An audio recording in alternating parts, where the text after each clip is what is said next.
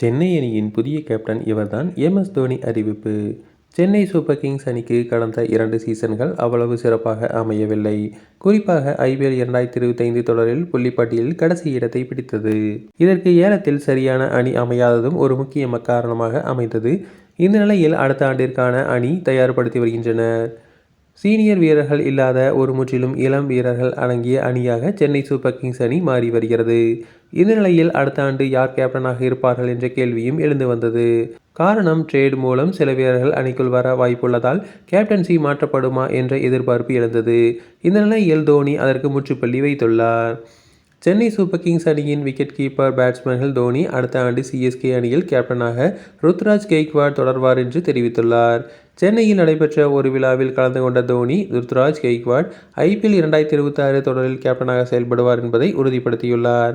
IPL 2025 தொடரில் ருத்ராஜ் கெய்க்வாட்டிற்கு கையில் காயம் ஏற்பட்டதால் மீண்டும் தோனி கேப்டன்சி பொறுப்பை ஏற்க வேண்டிய சூழல் ஏற்பட்டது.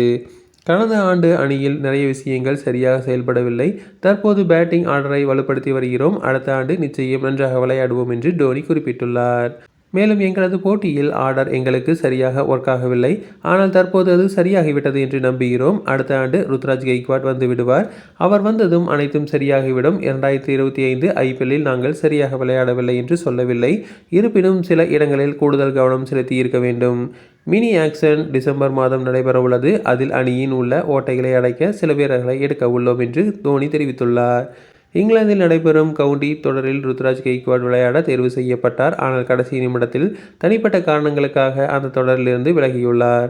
தற்போது துலீப் டிராபி தொடரில் ருத்ராஜ் இடம்பெற்றுள்ளார். கடந்த 2 ஆண்டுகளில் எங்களுக்கு அவ்வளவு சிறப்பாக இல்லை. ஆனால் தவறுகளிலிருந்து கற்றுக்கொள்வதுதான் முக்கியம். உங்களுக்கு கெட்ட நேரங்கள் வரலாம். ஆனால் என்ன தவறாக நடந்தது என்பதை உணர வேண்டும். ஒவ்வொரு தவறிலிருந்து தான் பாடம் கற்றுக்கொள்ள முடியும். என்ன தவறு என்பதை தெரிந்து கொள்ள எங்களுக்கு நேரம் தேவைப்பட்டது என்று தோனி குறிப்பிட்டுள்ளார். மேலும், ப்ராசஸ் தான் மிகவும் முக்கியம். வரும் காலங்களில் அணியில் உள்ள பிரச்சனைகளை சரி செய்து எங்களுக்கு முழு திறனை காட்டுவோம். சென்னை எனக்கு அனைத்தையும் கொடுத்துள்ளது. பல ஆண்டுகளாக சென்னையுடன் உறவு வளர்ந்துள்ளதாக நான் உணர்கிறேன். அது ஒரு நபராக என்னை மேம்படுத்த உதவியது. ஒரு கிரிக்கெட் வீரராக என்னை மேம்படுத்த உதவியது. எப்போதெல்லாம் நாம் சிஎஸ்கே என்று சொல்லும்போது அது இந்தியாவில் மட்டுமல்ல, ஆஸ்திரேலியா, தென்னாப்பிரிக்கா அல்லது கிரிக்கெட் விளையாடும் எந்த நாடுகளுக்கும் செல்லும் போது அது பிரம்மாண்டமாக மாறுகிறது என்று தோனி குறிப்பிட்டுள்ளார். தொடர்ந்து இது போன்ற செய்திகளுக்கு எங்கள் சேனலை சப்ஸ்கிரைப் செய்யவும்.